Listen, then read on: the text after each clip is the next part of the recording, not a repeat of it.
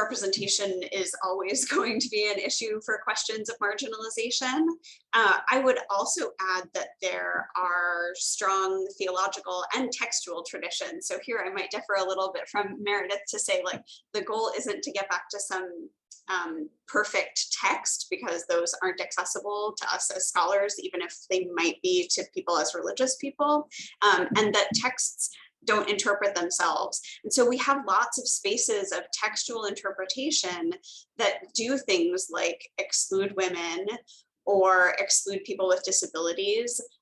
If you think about biblical texts, there are plenty of biblical texts that suggest that disability is a punishment for sin, or that people with different kinds of bodies are not acceptable in holy spaces.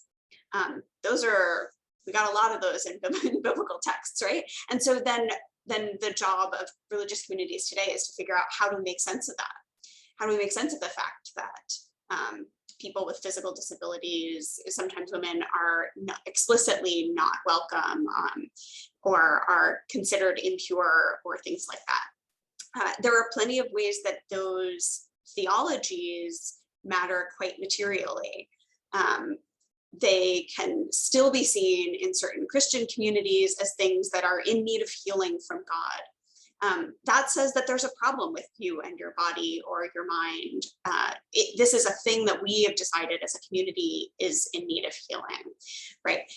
In Jewish spaces, there are lots of discussions about halakhically what the kinds of obligations someone can take on for the community. If you are blind, if you are deaf, those are still open questions about kind of communal obligation, without getting into the nitty-gritty here, that really matter for leadership. So in rabbinical schools and cantorial schools, those questions are still live questions, and different Reform Jews will have different answers, and different conservative Jews will have different answers, and different Orthodox Jews will have different answers. So some of that is a matter of textual interpretation. Some of that is a matter of theological traditions. Some of that is a matter of social traditions, like US social traditions today.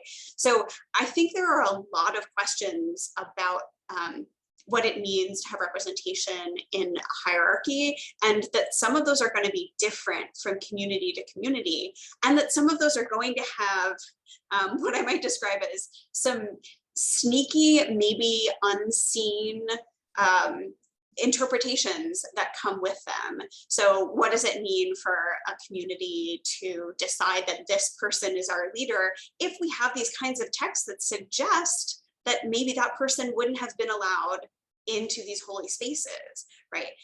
So there are those quite live questions that I think rarely get talked about, except for, and here we have an interesting moment. I think the Jewish community is an interesting example of this. We can see this in some Muslim communities too, but because of the interest in halakha, those issues can come to the fore. People do sit down and then have a discussion about it.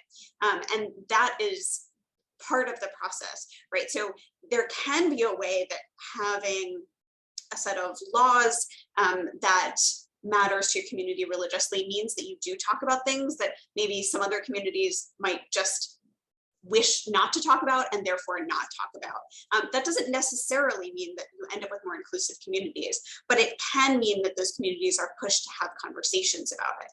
So just interestingly, from a historian's perspective, it means that we have lots of texts throughout history that think about what it means for people to have, for example, different bodies, because they're talking in these legal ways about what can and should these people do. So I think that's, an important piece of thinking about traditions too, is we get little glimpses of what disability throughout the ages might have looked like, how people might have imagined it, even though that's sometimes positive and sometimes negative.